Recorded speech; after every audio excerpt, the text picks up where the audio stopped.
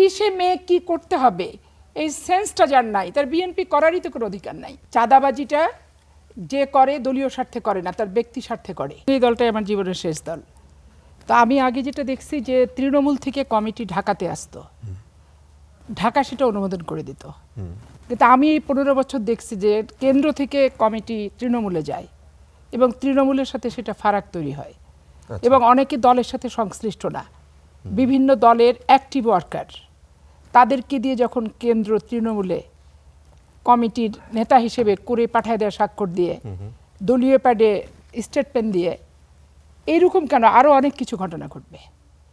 এই জন্য এইখান থেকে পরিত্রাণ পাওয়ার একমাত্র উপায় হচ্ছে সরকারের ভাবমূর্তি, সরকারের প্রতিরক্ষা কবচ, সরকারের ইমেজ এবং সরকারের রক্ষা কবচ বলতে যে সংগঠনটির দরকার, এই সংগঠনটি এখন একবার তৃণমূল থেকে ঢেলে সাজানো উচিত কেন্দ্র পর্যন্ত। কেন্দ্র আর তৃণমূলের সংগঠন কাগজের কমিটি যাতে আর না পাঠায়।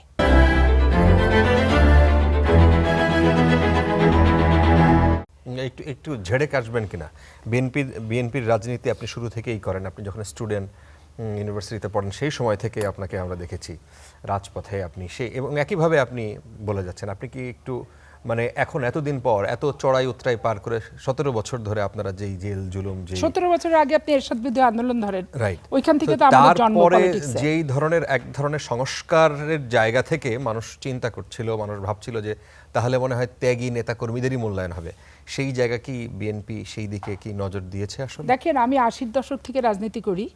80-র দশক মানে 81 সাল থেকে শুরু করে 26 সাল পর্যন্ত বিএনপি 3 বার ক্ষমতায় আসছে। 91 সালে আসছে, 2001 সালে আসছে, 26 সালে আসছে।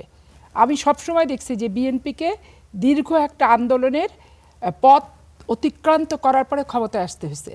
কিন্তু ক্ষমতায় যারা দীর্ঘ রাজনৈতিক পথ অতিক্রান্ত করে জেল জুলুম হুলিয়া এবং সম্মুখ সারিতে থেকে যুদ্ধ করছে, ক্ষমতায় আসার পর তারা সম্মুখ সারির যোদ্ধারা মাঠের ওরা অনেক পিছনে থাকে, অন্য একটা শ্রেণী এসে রাষ্ট্রীয় ক্ষমতা পরিচালনা করে। স্বাভাবিক কারণে যখন আবার ক্রাইসিস দেখা দেয় তখন তারা কিন্তু 91 সালেও ব্যর্থ হয়েছে এই ক্রাইসিস করতে। কিন্তু খালেদা জিয়া নিজে কঠোর মনোভাবাপন্ন ব্যক্তির জন্য বাংলাদেশের রাজনৈতিক ইতিহাসে 116 সিটের বিরোধী দল বেগম খালেদা জিয়াই তো করেছে হচ্ছে 96 নির্বাচনে। এবং তারপরে দেখেন 2001 সালে যখন ক্ষমতায় আসছে, ওই 96 থেকে শুরু করে আন্দোলনে যারা সম্মুখ সারির যোদ্ধা ছিল তারা 2001 সালের মন্ত্রী পরিষদ থেকে শুরু করে অনেক কিছুতে দেখবেন যে তারা কিন্তু নাই। আবার এই দীর্ঘ 15 বছর আন্দোলনের একবারে অ্যাবসলিউটলি বিএনপির আন্দোলন বলতে যেটা বোঝায় সেগুলোর সাথে যারা জড়িত তারাও কিন্তু দেখবেন এখন নমিনেশন বলেন, এমপি বলেন, অনেকে পেয়েছে, ম্যাক্সিমামটাই কিন্তু পায়নি। এখন সেটা পাক না পাক, রাজনীতি করতে গেলে একবার মূল লক্ষ্য আমার নমিনেশন, মূল লক্ষ্য আমার এমপি হওয়া, মূল লক্ষ্য আমার মন্ত্রী হওয়া, সেটা স্বাভাবিক নয়।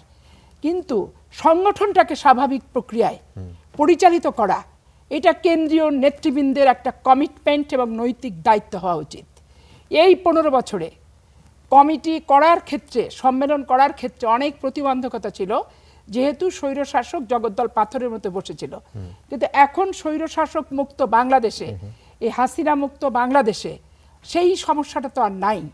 তাহলে কেন্দ্র থেকে আর কমিটি কাগজে লিখে প্রেস কনফারেন্সের ভিত্তিতে তার পাঠায় দিয়ে তৃণমূলের কুঠারাঘাত এবং তৃণমূলের প্রত্যাশা প্রাপ্তির ভিতরে যে ব্যাপক ফারাক সৃষ্টি হয় এবং এই নির্বাচনগুলোকে সামনে রেখে ওই সমস্ত কমিটির অ্যাক্টিভিটি এবং 30শে মে কি করতে হবে এই সেন্সটা যার নাই, তার বিএনপি করারই তো কোনো অধিকার নাই।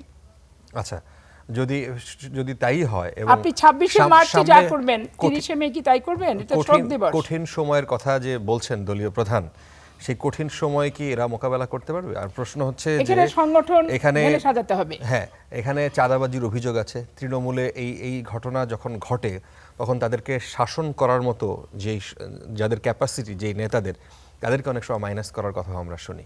দেখেন, আমি বলি শাসন গর্জন নিয়ে মাইনাস কখনো হয় না। চাঁদাবাজিটা যে করে দলীয় স্বার্থে করে না, তার ব্যক্তি স্বার্থে করে। আমার কথা হচ্ছে যে ব্যক্তির দল চালানোর ক্যাপাসিটি নাই, অন্যের দ্বারস্থ হয়ে দল চালাতে হবে, সে দলের দায়িত্ব তাকে দিতে হবে।